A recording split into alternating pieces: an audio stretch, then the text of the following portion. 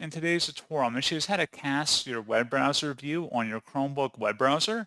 So this should hopefully be a pretty straightforward process here, guys. And without further ado, let's go ahead and jump straight into it. So all you have to do is open up your browser and select the menu icon up at the top right, and then go down and select where it says Cast, Save, and Share. Select the Cast button.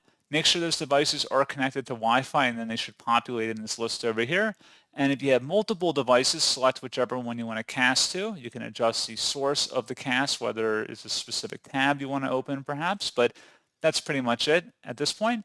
So as always, thank you guys for watching this brief tutorial. I do hope that was able to help you out, and I do look forward to catching you all in the next tutorial. Goodbye.